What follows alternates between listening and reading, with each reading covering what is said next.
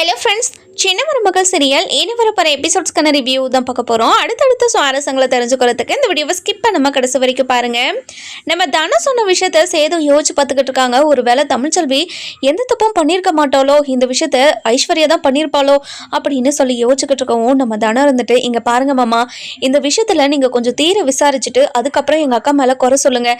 என் அக்காவே திரும்ப திரும்ப குறை சொல்லிக்கிட்டே இருந்தால் எனக்கு ரொம்ப கோவம் வந்துடும் மாமா அப்படின்னு சொல்லவும், இதை கேட்டுக்கிட்டு இருந்தேன் நம்ம வசந்தி இருந்துட்டு, இங்க பாருதனோ, பெரியவங்க கிட்ட எப்படி பேசுறது என்ன பேசுறதுன்னு தெரியாதா, கொஞ்ச நேரம் அமைதியா இரு அப்படின்னு சொல்லவும், இல்லம்மா நானும் பார்த்துக்கிட்டே இருக்கேன், அக்காவை ரொம்பவே அசிங்கப்படுத்திக்கிட்டு இருக்காங்கம்மா, அக்கா தான் எதுவுமே செய்யலன்னு சொல்லிக்கிட்டே இருக்குல்ல, ஆனா யாருமே அதை புரிஞ்சுக்காம இப்படி பேசிக்கிட்டு இருந்தா எப்படிம்மா, அக்கா மனசும் காயப்படும் இல்லம்மா, அக்காவும் வருத்தப்படுவா இல்லம்மா, அதை தான் மாமாக்கு புரிய வைக்கிறேனே தவிர வேற எதுவும் இல்லம்மா அப்படின்னு சொல்லிட்டு நம்ம தனம் இருந்துட்டு உள்ள போயிடுறாங்க. அதுக்கப்புறம் சேது நடந்த விஷயத்தை எல்லாத்தையும் யோசிச்சு பார்த்துக்கிட்டே இருக்காங்க. அதாவது சக்திக்கும் ஜெனிக்கும் கல்யாணம் ஆகிறதுக்கு முன்னாடி நைட்டு, அதாவது ஈஸ்வரி, ஐஸ்வர்யா, சித்ரா இவங்க 3 பேருமே அதாவது மாடியில் நின்றுட்டுருத நம்ம சேது பார்த்துருப்பாரு. அதை ஞாபகப்படுத்துறாரு.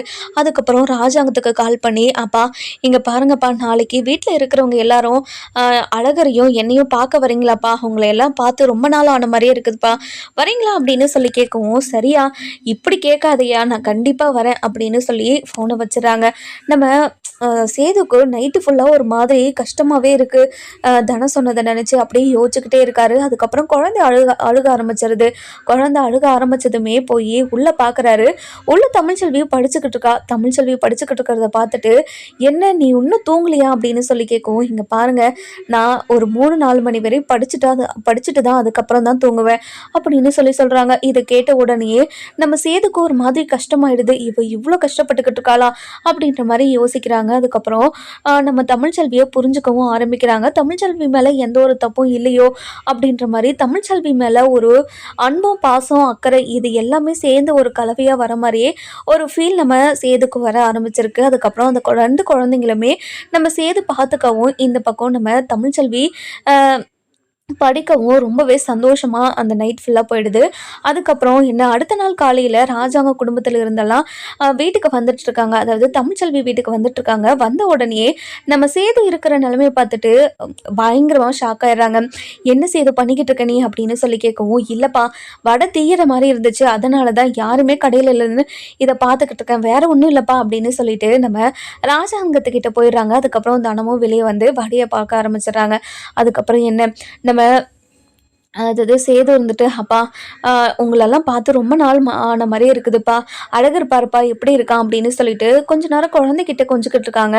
அதுக்கப்புறம் ஈஸ்வரி நம்ம ஐஸ்வர்யாவும் ரொம்பவே கோவமாக இருக்காங்க. இங்கே பாருங்க ஆண்டி, இங்கே நடக்கிறதெல்லாம் பார்த்தா எனக்கு கொஞ்சம் கூட சரியாக படலை ஆண்டி, எனக்கு ரொம்ப ரொம்ப கோவம் வருது அப்படின்னு சொல்லிக்கிட்டு இருக்கவும், இங்கே பாரு ஐஸ்வர்யா, நீ கவலைப்படாத, இன்னும் ஒரு 2 நாள் தானே, அதுக்கப்புறம் சேதுவே நம்ம வீட்டுக்கு வந்துடுவான், அதுக்கப்புறம் எந்த பிரச்சனையும் வராது சரியா அப்படின்னு சொல்லிக்கிட்டு இருக்காங்க. அதுக்கப்புறம் அப்பா ஐஸ்வர்யாவும் ஈஸ்வரி சின்னம்மாவையும் இங்கே விட்டுட்டு போகிறீங்களா அப்படின்னு சொல்லி கேட்கவும், என்னையா எதுக்காக அவங்க 2 பேரையும் இங்கே விட்டுட்டு போகணும், இல்லை அவங்க கிட்ட கொஞ்சம் நான் தனியாக பேசணும் அப்படின்னு சொல்கிறாங்க. சரியா நான் அதே மாதிரி விட்டுட்டு போகிறேன் அப்படின்னு சொல்லிட்டு நம்ம ராஜாங்க இருந்துட்டு எல்லாருமே பார்த்துட்டு மோகனா கருப்பு மலருன்னு சொல்லிட்டு எல்லாம் கிளம்பிடுறாங்க. ஐஸ்வர்யாவும் ஈஸ்வரியும் மட்டும் நம்ம சேது கூட இருக்காங்க. நம்ம சேது இருந்துட்டு நம்ம ஐஸ்வர்யா கிட்ட போயிட்டு, ஐஸ்வர்யா என்ன ஐஸ்வர்யா உங்ககிட்ட நல்லா பல திறமைகளெல்லாம் இருக்குன்னு நான் கேள்விப்பட்டேன், உண்மையா அப்படின்னு சொல்லி ஆரம்பிக்கிறாரு. அதுக்கப்புறம் என்ன, நம்ம ஐஸ்வர்யா இருந்துட்டு, என்ன மாமா நீங்கள் கேள்விப்பட்டீங்க அப்படின்னு சொல்லி கேட்கவும், நீ பல குரலில் நீ மிமிக்ரி பண்ணுவியாமே, அது உண்மையா அப்படின்னு சொல்லி கேட்கவும், ஆமாம் மாமா, நான் எல்லார் குரல்லையும் பேசுவேன், உங்கள் குரல், மாமா குரல், இங்கே இருக்கிற எல்லார் குரல்லையும் நான் பேசுவேன் மாமா அப்படின்னு சொல்லிடுறாங்க. இதை கேட்ட உடனே தமிழ்ச்செல்வி வாய்ஸில் பேசு அப்படின்னு சொல்லி கேட்கவும், இதை கேட்ட உடனே ஈஸ்வரிக்கு சந்தேகம் வந்தது. இங்கே பாரு சேதோ, எதுக்காக அவகிட்ட இப்படிலாம் கேட்டுக்கிட்டு இருக்க நீ அப்படின்னு சொல்லி கேட்கவும், என்ன சின்னம்மா நான் இப்படியெல்லாம் கேட்கக்கூடாதா, இங்கே பாருங்க சின்னம்மா, இந்த விஷயத்தில் நீங்கள் தலையிடாதீங்க, நீ பேச ஐஸ்வர்யா அப்படின்னு சொல்லவும், நம்ம ஈஸ்வரி இருந்துட்டு, வந்துட்டு சைகை காட்டுறாங்க. ஆனால் ஐஸ்வர்யா எதுவும் புரிஞ்சுக்காம தமிழ்ச்செல்வி வாய்ஸில் பேசிடுறாங்க. இதை கேட்ட உடனே நம்ம சேதுக்கு பயங்கரமாக ஷாக் ஆகிடுது. அதுக்கப்புறம் நம்ம சேது இருந்துட்டு பயங்கர கோவமாக ஐஸ்வர்யா கிட்டே, இங்கே பாரு ஐஸ்வர்யா, தமிழ்ச்செல்வி ஃபோனில் இருந்து நீ அவங்க அப்பாவுக்கு கால் பண்ணி தமிழ்ச்செல்வி மாதிரியே பேசி தானே ஜெனிக்கும் சக்திக்கும் கல்யாணம் பண்ணி வைக்கிறதுக்கு காரணமாக நீ தானே இருந்த அப்படின்னு சொல்லி கேட்கவும், இது கேட்ட உடனே ஈஸ்வரி நம்ம ஐஸ்வர்யாவும் பயங்கரமாக ஷாக் ஆயிடுறாங்க. மாமா என்ன மாமா பேசுகிறீங்க? நான் எதுக்கு மாமா இது எல்லாத்தையும் பண்ணுறேன்? மாமா நான் இது எதுவுமே பண்ண கிடையாது மாமா, என்னை நம்புங்க மாமா. இல்லை ஐஸ்வர், நீ தான் இது எல்லாமே பண்ணியிருக்க. இப்போ தான் எனக்கு எல்லாமே புரியுது. தமிழ்ச்செல்வி மேலே பழிய போட்டு தமிழ்ச்செல்வியை எப்படியாவது இந்த வீட்டை விட்டு துரத்தி என்னை நீ கல்யாணம் பண்ணிக்கணும்னு தானே இது எல்லாத்தையுமே பண்ண அப்படின்னு சொல்லி கேட்கவும், மாமா இல்லை மாமா ப்ளீஸ் மாமா என்னை புரிஞ்சுக்கோங்க மாமா அப்படின்னு சொல்கிறாங்க. இங்கே பாருங்க மாமா, நான் இது எதுவும் பண்ணலை மாமா அப்படின்னு சொல்லவும், நம்ம சேதுக்கு பயங்கரக்கும் வந்து நம்ம ஐஸ்வர்யாவோட கழுத்தை பிடிச்சிக்கிட்டு ஒரே அரை பல்லான்னு விடுறாங்க. இங்கே பாரு ஐஸ்வர்யா, நீ மட்டும் உண்மையை சொல்லலைன்னா இப்போ நீ உயிரோடய இருக்க மாட்டேன் அப்படின்னு கழுத்தை பிடிச்சிக்கிட்டு இருக்காங்க. அந்த நேரம் பார்த்து தமிழ்ச்செல்வி வந்துடுறாங்க. வந்த உடனே எங்க கையை எடுங்க, எதுக்காக இப்படி பண்ணிக்கிட்டு இருக்கீங்க? முதல்ல கையை எடுக்கிறீங்களா இல்லையா? இங்கே பாரு தமிழ்ச்செல்வி, நீ இந்த விஷயத்துல தலையிடாத. இவ தான் இது எல்லா தப்பையுமே பண்ணியிருக்கா. என் அப்பா ஜெயிலுக்கு போனது, அங்கே அடி வாங்கினது, பதவி பறி போனதுன்னு சொல்லிட்டு எல்லா விஷயத்துக்கும் இவ தான் காரணமா இருந்திருக்கா. அதனால இவ வாயாலே எல்லா உண்மையும் வரணும்னா இப்படிதான் விசாரிக்கணும். இங்க பாருடி, நீ மட்டும் உண்மையை சொல்லலைன்னா கண்டிப்பா உன்னை உயிரோடய வைக்க மாட்டாண்டி அப்படின்னு சொல்லி ரொம்பவே கழுத்தை நெரிச்சுக்கிட்டே இருக்கவும், நம்ம ஈஸ்வரி இருந்துட்டு, இங்க பாரு சேது, இப்படிலாம் பண்ணிக்கிட்டு இருக்காத சேது, இது ரொம்ப பெரிய தப்பு சேது. ஏன் சேது இப்படி புரிஞ்சுக்காம பண்ணிக்கிட்டு இருக்க? இங்க பாருங்க சின்னம்மா, இது எல்லாத்துக்கும் நீங்க தான் காரணம்னு தெரியும். அதனால உங்க வாயில இருந்து எல்லா உண்மையும் சொல்லிட்டீங்களா கண்டிப்பா உங்களுக்கு நல்லது. இல்லைன்னா இந்த விஷயத்துல நான் என்ன பண்ணுவேன் ஏது பண்ணுவேன்னு எனக்கே தெரியாது. மாமா எல்லா விஷயத்தையும் சொல்லிடுறேன் மாமா, ப்ளீஸ் மாமா, கழுத்துல இருந்து கையெடுங்க மாமா, கழுத்து வலிக்குது மாமா, ப்ளீஸ் மாமா அப்படின்னு சொல்லி கெஞ்சிக்கிட்டே இருக்கவும், அதுக்கப்புறம் இங்க பாரு, நீ மட்டும் உண்மையை சொல்லலைன்னா இதே இடத்துல உன்னை சமாதி பண்ணிடுவேன் அப்படின்னு சொல்லிட்டு கையெடுக்கிறாங்க. மாமா இங்க பாருங்க மாமா, என்னை மன்னிச்சிருங்க மாமா, நான் தான் இது எல்லாத்தையுமே பண்ணேன். என்னை பண்ண சொன்னது ஆன்டி தான் பண்ண சொன்னாங்க அப்படின்னு சொல்றாங்க. என்ன சொல்ற? எதுக்காக சின்னம்மா உங்ககிட்ட இந்த விஷயத்த பண்ண சொன்னாங்க அப்படின்னு சொல்லி கேட்கவும், இங்க பாருங்க மாமா, தமிழ்ச்செல்வியை பழி வாங்கணுன்றதுக்காக தான் இப்படி ஒரு விஷயத்த பண்ண சொன்னாங்க. அப்போ வரைக்கும் உங்களை கல்யாணம் போகிறேன் அப்படின்ற ஒரு யோசனை எனக்குள்ளே இல்லவே இல்லை. அதுக்கப்புறம் தான் தமிழ்ச்செல்வி இந்த வீட்டை விட்டு போனதுக்கப்புறம் தான் மாமா உங்களை கல்யாணம் பண்ணிக்கணும்னு ஆசைப்பட்டேன் அப்படின்னு சொல்கிறாங்க. இதை கேட்ட உடனே நம்ம சேதுக்கு என்ன பண்ணுறது ஏது பண்ணுறதுனே தெரியல. அப்படியே தலை சுற்றி போயிருக்காங்க. அதுக்கப்புறம் தமிழ்ச்செல்வி இருந்துட்டு, இங்கே பாருங்க, உங்களுக்கு நான் என்ன பாவம் பண்ணேன், எதுக்காக எனக்கு இவ்வளோ பெரிய துரோகத்தை பண்ணியிருக்கீங்க அப்படின்னு ரொம்ப கோபமாக பேசவும், நம்ம ஐஸ்வர்யாவும் அப்படியே அமைதியாகவே நின்றுக்கிட்டு இருக்காங்க. உங்க 2 பேரையும் நான் சும்மாவே விட மாட்டேன், இப்போ என்ன பண்ண போறேன்னு மட்டும் பாருங்க அப்படின்னு ரொம்ப கோபமா பேசவும், இங்க பாருங்க மாமா, என்னதான் இருந்தாலும் நீங்க தொட்டுக்க தாலி கட்டின பொண்டாட்டி மாமா, இதுக்கு மேல நீங்க எதுவும் பண்ண முடியாது மாமா, நம்ம 2 பேரும் சேர்ந்து சந்தோஷமா வாழலாம் மாமா, ஏன் மாமா அப்படி பேசுறீங்க, இப்படிலாம் பேசாதீங்க மாமா அப்படின்னு சொல்லி ஐஸ்வர்யா சொல்லவும், இதை கேட்ட உடனே அருவருப்பாகி நம்ம அதாவது யாரு நம்ம சேது இருந்துட்டு பயங்கர கோவமா, இங்க பாருடி, நான் உன்னை தொட்டு தாலி கட்டினவன்னு சொல்லாதடி, இப்போ வரைக்கும் நான் உன்னை என் பொண்டாட்டியை ஏற்றுக்கவே கிடையாதடி அப்படின்னு ரொம்ப கோவமாக பேசிக்கிட்டு இருக்காங்க. இதெல்லாம் கேட்டுக்கிட்டு இருந்தேன் நம்ம அப்பதான் இருந்துட்டு, இங்கே பாருடா, நான் எத்தனையோ முறை உங்ககிட்ட சொன்னனா இல்லையா தமிழ்ச்செல்வி இதை எதுவுமே பண்ணியிருக்க மாட்டான்னு, இந்த கேடு கட்டவங்க 2 பேரும் உங்கள் வாழ்க்கையை கெடுக்கணுன்றதுக்காகவே இப்படிலாம் பண்ணியிருக்காங்க. இப்போ பாத்தியா உன்னோட வாழ்க்கை நடுத்தெருவில் நின்றுட்டுருக்கு, உன் வாழ்க்கை இப்போ எவ்வளோ சந்தோஷமாக இருக்க வேண்டியது தெரியுமா, உன் வாழ்க்கை இந்த நிலைமைக்கு இருக்கிறதுக்கு காரணமே இவங்க தான், இவங்களை நீ என்ன பண்ண போற அப்படின்னு சொல்லி கேட்கவும், இதை கேட்ட உடனே நம்ம சேதுக்கு பயங்கர கோவம் வந்து நம்ம ராஜாங்கத்துக்கு கால் பண்றாங்க. கால் பண்ண உடனே நம்ம ராஜாங்கம் ஃபோன் அட்டன் பண்ணி, சொல்லியா சேதோ, இப்பதான் அங்கிருந்து வந்தேன், அதுக்குள்ள ஃபோன் பண்றேன், என்னாச்சுப்பா, ஏதாவது பிரச்சனையா அப்படின்னு சொல்லி கேட்கவும், அப்பா இங்க பாருங்கப்பா அப்படின்னு சொல்லிட்டு அழுகிற மாதிரி பேசுவோம். இந்த வாய்ஸை கேட்ட உடனே நம்ம ராஜாங்கத்துக்கு பயங்கரமா ஷாக் ஆயிடுது. சேதோ என்னாச்சு சேதோ, எதுக்காக அழுதுகிட்டே பேசுற மாதிரி பேசுற, என்னாச்சு, ஏதாவது பிரச்சனையா சேதோ, எனக்கு ஏதோ பதற மாதிரி இருக்கு, சொல்லு சேது அப்படின்னு சொல்லி கேட்கவும், இங்க பாருங்கப்பா, தமிழ்ச்செல்வியால தான் நீங்க ஜெயிலுக்கு போனீங்க. நீங்க அங்க அடி வாங்குனீங்க, அசிங்கப்பட்டீங்க, அவமானப்பட்டீங்கன்னு நம்ம நினைச்சுக்கிட்டு இருந்தோம்ல. நம்ம பேச்ச கேட்காம தமிழ்ச்செல்வி தான் ஆ சக்திக்கும், ஜெனிக்கும் கல்யாணம் பண்ணி வச்சதா நம்ம நினைச்சுக்கிட்டு இருக்கோம்ப்பா. ஆனா அது எதுவுமே கிடையாதுப்பா. இது எல்லாத்தையுமே பண்ணது ஐஸ்வர்யாவும், சின்னம்மாவுமா இவங்க 2 பேருமா சேர்ந்து தான் தமிழ்ச்செல்விய பழி வாங்கணுன்றதுக்காக இது எல்லாத்தையும் பண்ணியிருக்காங்க. இந்த விஷயம் எனக்கு இப்பதான்ப்பா தெரிஞ்சது அப்படின்னு சொல்றாங்க. சேது, என்ன சேது சொல்ற நீ? நீ சொல்றது எல்லாமே உண்மையா? இந்த விஷயத்துல அவங்க எதுக்காக இப்படியெல்லாம் பண்ணணும்? அப்பா தமிழ்ச்செல்விய பழி வாங்குறதுக்காக இப்படியெல்லாம் பண்ணாங்களப்பா. இப்போ என்னால இப்போதைக்கு நான் என்ன பண்றது, ஏது பண்றதுன்னு எனக்கு எதுவுமே புரியலப்பா.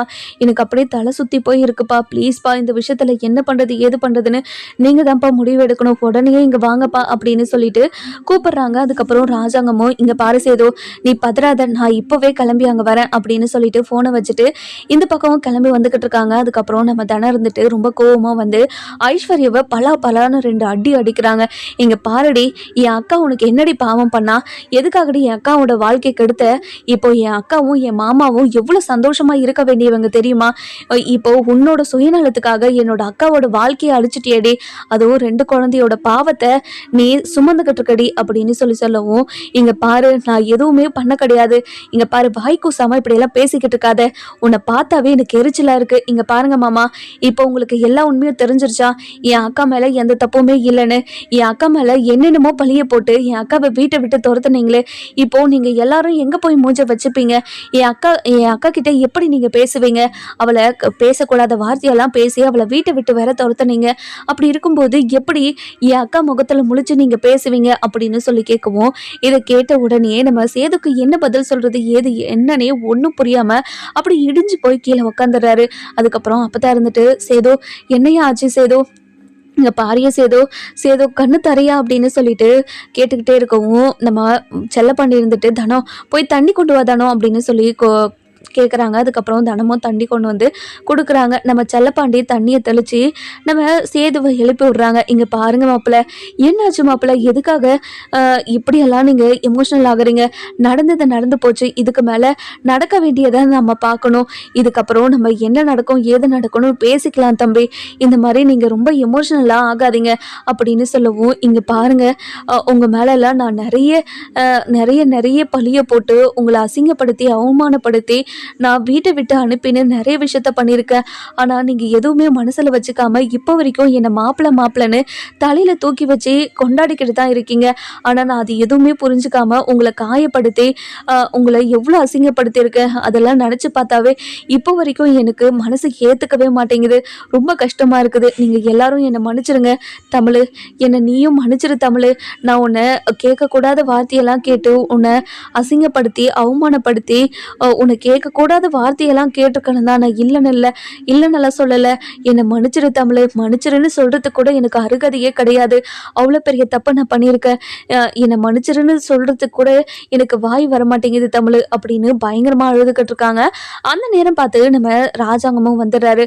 வந்த உடனே சேது அப்படின்னு சொல்லி கத்திக்கிட்டே வரவும், நம்ம ராஜாங்கம் வந்த உடனே நம்ம சேது ரொம்ப அழுதுகிட்டே போய் கட்டி பிடிச்சிக்கிறாரு. அப்பா, நீங்கள் உங்களுக்கு இவ்வளோ பெரிய அவமானம் நடந்ததுக்கு காரணம் இத்தனை நாளாக தமிழ்ச்செல்வி தான் அப்படின்னு நினச்சிக்கிட்டு இருந்தோம்ப்பா. ஆனால் தமிழ்ச்செல்வி காரணம் கிடையாதுப்பா. இது எல்லாத்துக்குமே காரணம் இங்கே நிற்கிறாங்களே இவங்க 2 பேரும் தான்ப்பா.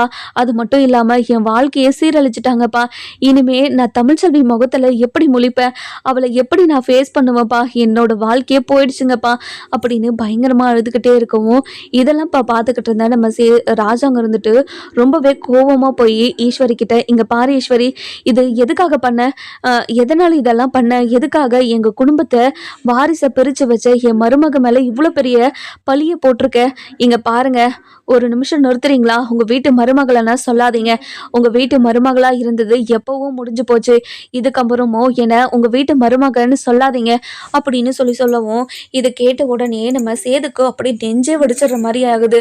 அதுக்கப்புறம் நம்ம வசந்தி இருந்துட்டு, தமிழ் இவங்க பாருடி இப்பதான் எல்லா பிரச்சனையும் சரியாகிற மாதிரி இருக்கு, நீ கொஞ்ச நேரம் பொறுமையா இருடி அப்படின்னு சொல்லவும், கொஞ்ச நேரம் நிறுத்துமா, என்னம்மா பொறுமையா இருக்க சொல்ற, நான் ஏற்கனவே நடந்த பிரச்சனையில நான் அவர் கூட சேர்ந்து வாழ மாட்டேன்னு தானே உன்கிட்ட சொல்லிக்கிட்டு இருந்தேன். ஆனா நீதான் நீங்க எல்லாரும் சேர்ந்து தானே என்னை மனசை மாத்தி அவர் கூட சேர்த்து வச்சீங்க. அதுக்கப்புறமும் என் மேல நம்பிக்கை இல்லாம இப்படி ஒரு பழிய தூக்கி போட்டு என்னை கேட்கக்கூடாத கேள்வியை கேட்டு அசிங்கப்படுத்தி அவமானப்படுத்தி என்னை வீட்டை விட்டு துரத்துனாங்கம்மா.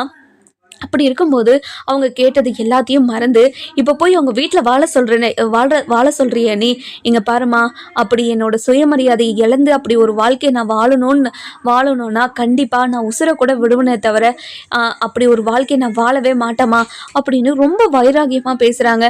இதெல்லாம் கேட்டுக்கிட்டு இருந்தா நம்ம செல்லப்பாண்டி இருந்துட்டு, வசந்தி கொஞ்ச நேரம் அமைதியாக இரு வசந்தி, ஏற்கனவே நிறைய பிரச்சனை நடந்துக்கிட்டு இருக்கு, அதனால கொஞ்சம் பொறுமையாக பேசிக்கலாம், கொஞ்ச நேரம் அமைதியாக இரு வசந்தி அப்படின்னு சொல்கிறாங்க. நம்ம ராஜாங்க இருந்துட்டு, சேது இங்கே பாரு சேது, நீ என்ன முடிவெடுத்திருக்க அப்படின்னு சொல்லி கேட்கவும், நம்ம ராஜாங்கத்துக்கு பயங்கரமாக குழப்பம்.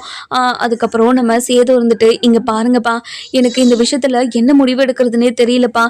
ஒரு பக்கம் இவ கழுத்தில் தாலி கட்டிட்டேன்ற ஒரு பக்கம், இந்த பிரச்சனை எல்லாத்துக்கும் உங்களை அசிங்கப்படுத்துதுன்னு அவமானப்படுத்தினது எல்லாத்துக்கும் இவங்க தான் காரணம் அப்படின்றது ஒரு பக்கம், எல்லாமே சேர்த்து வச்சு என்னை ரொம்ப காயப்படுத்துதுங்கப்பா. இந்த விஷயத்தில் நான் என்ன முடிவு எடுக்கிறது, ஏது முடிவெடுக்கிறதுன்னு சத்தியமா எனக்கு தெரியலப்பா. எனக்கு ரொம்ப ரொம்ப கஷ்டமா இருக்குது. நான் என்ன பண்றது ஏது பண்றதுன்னு தெரியலப்பா. இந்த விஷயத்துல நீங்க தான்ப்பா எனக்கு ஒரு முடிவை சொல்லணும். ப்ளீஸ்ப்பா, இந்த விஷயத்துல ஏதாவது ஒரு முடிவெடுத்து என் மனசுல இருக்கிற பாரத்தை குறையுங்கப்பா. என்னோட பசங்க 2 பேரும் என் கூட வளரணும். என்னோட 2 வாரிசுமே என் கூடவே இருக்கணும்ப்பா. அதுக்கு நீங்க தான் ஏதாவது பண்ணணும்ப்பா அப்படின்னு சொல்லவும், இதை கேட்ட உடனே நம்ம ராஜாங்க இருந்துட்டு ஈஸ்வரி கிட்ட போயிட்டு, இங்க பாரு ஈஸ்வரி, என் பையன் இப்படி தத்தளிச்சுக்கிட்டு இருக்கிறதுக்கும் அவன் குடும்பத்தை பிரிஞ்சு இப்படி கஷ்டப்படுறதுக்கும் எல்லாத்துக்கும் காரணம் நீதான். எதுக்காக இப்படி ஒரு துரோகத்தை என் குடும்பத்துக்கு நீ பண்ண, என் பையனுக்கு நீ பண்ண, உங்களுக்கு தேவையானதை ஒவ்வொன்றத்தையும் பார்த்து பண்ணதுக்கு நீ எங்களுக்கு கொடுக்குற கைமாற இது அப்படின்னு சொல்லி கேட்கவும், இதை கேட்ட உடனே பயங்கர கோவத்துல என்ன பண்றது ஏது பண்றதுன்னு தெரியாம அப்படியே கோவத்துல அடின்னு அடிச்சுட்டே இருக்காரு நம்ம ஈஸ்வரிய. மாமா இங்க பாருங்க மாமா, ஏதோ நாங்க தெரியாம பண்ணிட்டோம், தமிழ்ச்செல்விய பழி வாங்கறதுக்காக தான் இப்படி பண்ணோம். ஆனா அதுல நீங்க போய் ஜெயிலுக்கு போவீங்க, அங்கே போய் ஜெயிலில் அடி வாங்குவீங்க, உங்கள் பதவி பறிப்போகும் அப்படின்னு சத்தியமாக நான் யோசிக்கவே இல்லை மாமா.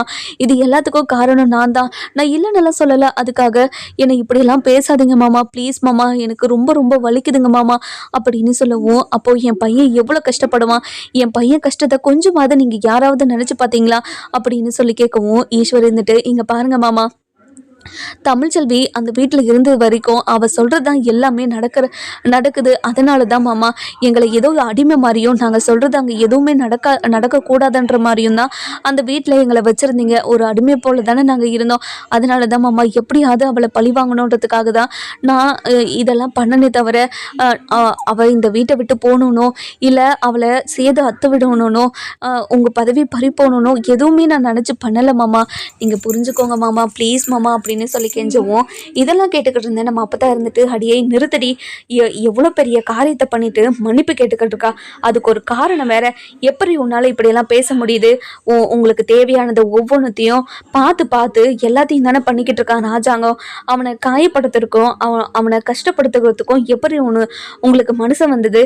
இங்க பாருடி, அவன் பண்ண ஒரே ஒரு தப்பு என்ன தெரியுமா, நீங்க தப்பு மேல தப்பு பண்ணிக்கிட்டே இருந்தாலையும் உங்களை எல்லாரையும் அந்த வீட்லயே வச்சிருந்தான் பாத்தியா, அது தாண்டி அவன் பண்ண மிகப்பெரிய தப்பே. இங்க பாருடி, கண்டிப்பாக இந்த விஷயத்துக்கு நீ எங்களுக்கு பதில் சொல்லி தாண்டி ஆகணும். இந்த விஷயத்துக்கு ஒரு தீர்வையும் நீ தாண்டி சொல்கிற. நீ என்ன பண்ணி சேதுவோட வாழ்க்கையை சரி பண்ண போகிற சொல்லுடி அப்படின்னு சொல்லி கேட்கவும், இது கேட்ட உடனே நம்ம ராஜாங்க இருந்துட்டு, ஆத்தா இங்கே பாருங்க ஆத்தா, நீங்கள் சொன்னதை மட்டும் நான் கேட்டிருந்தா கண்டிப்பாக இந்த எந்த பிரச்சனையுமே வந்திருக்காது.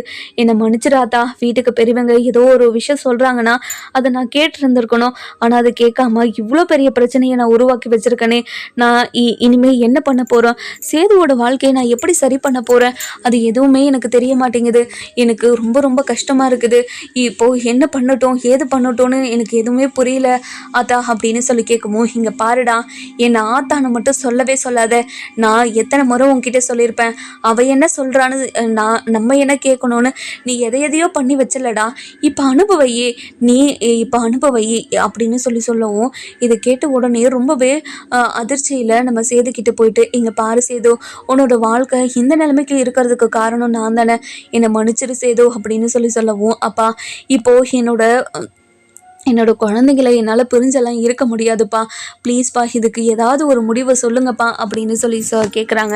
அதுக்கப்புறம் நம்ம ஐஸ்வர்யா வந்துட்டு, இங்கே பாருங்க மாமா, நடந்தது நடந்து போச்சு மாமா, இதுக்கு மேலே நம்ம எதையும் மாற்ற முடியாது. அதுதான் ஒரு குழந்தை உங்ககிட்ட இருக்குல்ல, அந்த குழந்தைய நம்ம வளர்த்துப்போம் வாங்க மாமா அப்படின்னு சொல்லி கூப்பிடுறாங்க.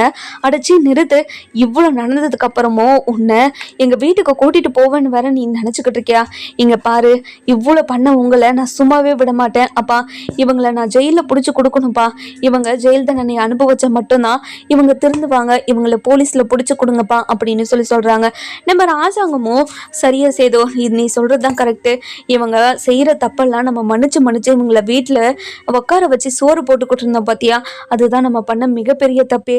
இவங்க ஜெயிலுக்கு போயிட்டு அங்கே இருக்கிற கஷ்ட நஷ்டத்தெல்லாம் பார்த்தாதான் இவங்களுக்கு நம்ம எவ்வளோ பெரிய தப்பு பண்ணியிருக்கோன்றத உணர்வே வரும். அதனால் நீ சொல்கிறது தான் சரி, நீ கருப்பு போலீஸுக்கு கால் பண்ணு அப்படின்னு சொல்லிடுறாங்க. இதை கேட்ட உடனே நம்ம அதுதான் ஈஸ்வரி வந்துட்டு, மாமா ப்ளீஸ் மாமா இப்படி மட்டும் பண்ணிடாதீங்க மாமா, நான் இனிமேல் எந்த ஒரு தப்பும் பண்ணவே மாட்டேன் மாமா, நான் ஏதோ தெரியாமல் பண்ணிட்டேன் மாமா, என்னை மன்னிச்சிருங்க மாமா அப்படின்னு சொல்லி கெஞ்சிக்கிட்டே இருக்கவும், இதெல்லாம் கேட்டுக்கிட்டு இருந்தேன் நம்ம சேது இருந்துட்டு, இங்கே பாருங்கப்பா, இவங்க எல்லாம் நீலி கண்ணீர் வடிக்கிறவங்கப்பா, இவங்களை நீங்கள் நம்பாதீங்க அப்படின்னு சொல்கிறாங்க. அதுக்கப்புறம் ராஜாங்க இருந்துட்டு ரொம்பவே வருத்தப்பட்டு தமிழ்ச்செல்வி கிட்டே போயிட்டு, இங்கே பாருமா தமிழ்ச்செல்வி, நீ எந்த தப்பும் பண்ணலைன்னு அப்போவே எங்ககிட்ட சொல்லிக்கிட்டே தான் இருந்தேன். நாங்கள் தான் எதுவுமே கேட்காம உன்னை எதேதோ சொல்லி அந்த வீட்டை விட்டு அனுப்பின்னு என்னென்னமோ நடந்து போச்சு, எங்களை மன்னிச்சிருமா அப்படின்னு சொல்லி கேட்கவும், இங்கே பாருங்கள், உங்களை மன்னிக்கிற அளவுக்கு நான் ஒன்றும் பெரிய ஆள் கிடையாது. அதே மாதிரி உங்களை நான் நடந்த விஷயத்தெல்லாம் மன்னிச்சு உங்களை ஏற்றுக்கவன் மட்டும் நீங்கள் நினச்சி கூட பார்க்காதீங்க. கண்டிப்பாக அப்படி ஒரு விஷயம் நடக்காது. நான் உசுரோடு இருக்கிற வரைக்கும் அது எப்போவுமே நான் மறக்கவே மாட்டேன். அப்படி ஒரு கேவலமான ஒரு வேலையை பண்ணியிருக்கீங்க. உங்கள் புள்ள என்னடா ஊர் முன்னாடி வச்சு உன் பிள்ளைக்கு அப்பா நான் இல்லடி, யாரடி உன் பிள்ளைக்கு அப்பான்னு கேட்பான். அது மட்டும் இல்லாமல் என்னென்னமோ என்னை எவ்வளோ கேவலப்படுத்தணுமோ அவ்வளோ கேவலப்படுத்தி பேசுவாங்க. அது எல்லாத்தையும் மறந்து மன்னிச்சு ஏற்று உங்கள் கூட சேர்ந்து வாழ சொல்கிறீங்களா? எப்படி உங்களுக்கு மனசாட்சியே இல்லாமல் இப்படிலாம் பேசிக்கிட்டு இருக்கீங்க அப்படின்னு சொல்லி கேட்குறாங்க. இதை கேட்ட உடனே நம்ம ஈஸ்வரி இருந்துட்டு ரொம்பவே அழுதுகிட்டும் ஒரு மாதிரி பயத்திலே இருக்காங்க. அதுக்கப்புறம் நம்ம ஐஸ்வர்யா இருந்துட்டு, இங்கே பாருங்க ஆண்டி, நீங்கள் சொன்னதை கேட்டதுனால தானே எனக்கு இவ்வளோ பெரிய பிரச்சனை வந்திருக்கு. இங்கே பாருங்க ஆண்டி, எப்படியாவது ராஜாங்க மாமா கிட்டே பேசி நீங்கள் இந்த ஜெயிலுக்கு போகிறத நிப்பாட்டுங்க ஆண்டி, ப்ளீஸ் ஆண்டி அப்படின்னு சொல்லவும், இங்கே பாரு ஐஸ்வர்யா, நீ தானே வாயை கொடுத்து மாட்டிக்கிட்டேன். நான் அப்போவே உங்ககிட்ட சொல்லிக்கிட்டே இருந்தேன் எதுவும் பேசாதன்னு. ஆனால் நீ தான் இப்படி வாயை கொடுத்து வம்பில் மாட்டி விட்டுட்டே. இப்போ நம்ம எல்லாரும் என்ன பண்ணுறது? எதுவுமே பண்ண முடியாது, நம்ம எல்லாரும் ஜெயிலில் தான் போய் இருக்கணும் அப்படின்னு சொல்லி பேசிக்கிட்டு இருக்காங்க. அதுக்கப்புறம் நம்ம சேது இருந்துட்டு, அப்பா இங்கே பாருங்கப்பா, நைட்டு 2 குழந்தையும் ஒன்றா போட்டால் மட்டும்தான் நல்லா இருக்குங்க. 2 குழந்தையும் பிரித்தா அவங்க அழுதுகிட்டே இருக்காங்கப்பா, ப்ளீஸ்ப்பா, நம்ம வீட்டு வாரிசு நம்ம கூட தான் வளரணும். தமிழ்ச்செல்வி கிட்ட எப்படியாவது பேசி தமிழ்ச்செல்வியை நம்ம வீட்டுக்கு கூட்டிகிட்டு வாங்கப்பா, ப்ளீஸ்ப்பா அப்படின்னு சொல்லுவோம். அதுக்கப்புறம் நம்ம ராஜாங்க இருந்துட்டு செல்லப்பாண்டிக்கிட்டேயும் நம்ம வசந்திக்கிட்டேயும், இங்கே பாரு செல்லப்பாண்டி, வசந்தி, உங்கள் 2 பேருக்கிட்டேயும் நான் மன்னிப்பு கேட்டுக்கிறேன். உன் பொண்ணு தமிழ்ச்செல்வி கிட்ட நாங்கள் நடந்தது மிகப்பெரிய தப்பு தான். அது எல்லாமே ஒரு சந்தர்ப்ப சூழ்நிலையால் நடந்தது. அந்த சூழ்நிலையை புரிஞ்சுக்கிட்டு நீங்கள் தான் தமிழ்ச்செல்வி கிட்ட எப்படியாவது புரிய வச்சு தமிழ்ச்செல்வியை எங்கள் வீட்டுக்கு அனுப்பி வைக்கணும் அப்படின்னு சொல்கிறாங்க. இதை கேட்ட உடனே நம்ம வசந்திக்கு பயங்கரமாக கோந்துடுது. இங்கே பாருங்க ஐயா, நான் இப்படி சொல்கிறேனேன்னு நீங்கள் தப்பாக நினச்சிக்காதீங்க. என் பொண்ணுக்கு சுயமரியாதைன்னு ஒன்று இருக்குது. கண்டிப்பாக அந்த சுயமரியாதை இழந்து அவள் எங்கேயுமே வரமாட்டா. அவளுக்கு விருப்பம் இருந்தால் மட்டும் மட்டும்தான் நாங்கள் எதுவுமே செய்வோம். இதுக்கு மேலே நாங்கள் அவளை கட்டாயப்படுத்த மாட்டோம். இதுக்கு முன்னாடி அவளை கட்டாயப்படுத்தி உங்கள் வீட்டுக்கு அனுப்பி வச்சதுக்கு அவளுக்கு என்ன வேணுமோ அது எல்லாத்தையும் நீங்கள் செஞ்சு திரும்ப அனுப்பி வச்சிட்டீங்க. திரும்ப அவளோட மனசு கஷ்டப்படுற மாதிரி நாங்கள் எப்போவுமே நடந்துக்க மாட்டோம். அவள் என்ன நினைக்கிறாளோ அதை மட்டும்தான் நாங்கள் நடத்தி வைப்போம். எங்களை மன்னிச்சிருங்க ஐயா அப்படின்னு சொல்லவும், இதை கேட்டு நம்ம செல்லப்பண்ணி இருந்துட்டு வசந்தி அப்படின்னு சொல்லவும், நிறுத்துங்க. நம்ம தமிழ்ச்செல்வி மேலே கொஞ்சமாவது மரியாதை கொடுப்போங்க. அவளுக்கு எந்த ஒரு மரியாதையும் கொடுக்காததுனால தான் போன தடவையே இவ்வளோ அசிங்கப்படுத்து நம்ம வீட்டுக்கு வந்திருக்கா. அதுக்கப்புறமும் அவளை காயப்படுத்தி அவளை கட்டாயப்படுத்தி இப்படி ஒரு விஷயத்த செய்ய சொன்னால் அவளோட சுயமரியாதை இழந்து தான் அவள் போய் அந்த வீட்டில் வாழணும். அவள் ஒவ்வொரு நாளும் தன்னோட சுயமரியாதைக்காக எவ்வளோ கஷ்டப்படுறான்னு நான் பார்த்துக்கிட்டே தான் இருக்கேன். நைட்டு பகலுன்னு கூட பார்க்காம படிச்சுக்கிட்டு இருக்கா. குழந்தைங்களுக்கு பாலாத்துறா, பசியாத்துறா அப்படின்னு நிறைய விஷயம் பண்ணுறா. அதெல்லாம் பெத்தவளா நான் அவளை ஒவ்வொரு நிமிஷம் பார்த்துக்கிட்டு தான் இருக்கேன். அவள் படுற கஷ்டத்தை என்னால் தாங்க முடியல. அதே மாதிரி அந்த வீட்டுக்கு போயிட்டானா அவள் சுயமரியாதை இழந்து அவள் அந்த நிம்மதி கூட இல்லாமல் அந்த வீட்டில் இருப்பாள். அதனால் இந்த விஷயத்தில் நான் என்னோட தமிழ்ச்செல்வி என்ன முடிவெடுக்கிறாளோ அதில் தான் அது அவள் பக்கம் தான் நான் நிற்பேன் அப்படின்னு சொல்லிடுறாங்க. இதை கேட்ட உடனே நம்ம ராஜா அங்கே இருந்துட்டு ரொம்பவே மனசு வருத்தப்படுறாரு. நம்ம தமிழ்ச்செல்வியும் பயங்கர கோவத்தில் அப்படியே உட்காந்துக்கிட்டு இருக்காங்க. சேது இருந்துட்டு இங்கே பாருங்கப்பா, எப்படியாவது தமிழ்ச்செல்வி மனசை மாற்றணும்ப்பா அப்படின்னு நம்ம தமிழ்ச்செல்வியோட காலில் விழுந்துடுறாங்க நம்ம ராஜாங்கம். இதெல்லாம் பார்த்துக்கிட்டு இருந்த நம்ம தமிழ் இருந்துட்டு பயங்கரமாக ஷாக் ஆகிட்டு, இங்கே பாருங்கள், உங்களை எதுக்காக நீங்கள் காலில் விழுந்தீங்க அப்படின்னு சொல்லி கேட்கவும், இங்கே பாருமா, நான் பண்ணதெல்லாம் தப்புதாம்மா, எங்களை மன்னிச்சிருமா அப்படின்னு சொல்லி கேட்கவும், நம்ம தமிழ்ச்செல்வி என்ன முடிவு எடுப்பா அப்படின்னு சொல்லிட்டு நம்ம வர எபிசோடில் பார்க்கலாம். இந்த வீடியோ உங்களுக்கு பிடிச்சிருந்தா லைக் பண்ணுங்கள், சப்ஸ்கிரைப் பண்ணுங்கள், மறக்காமல் பெல் ஐகானை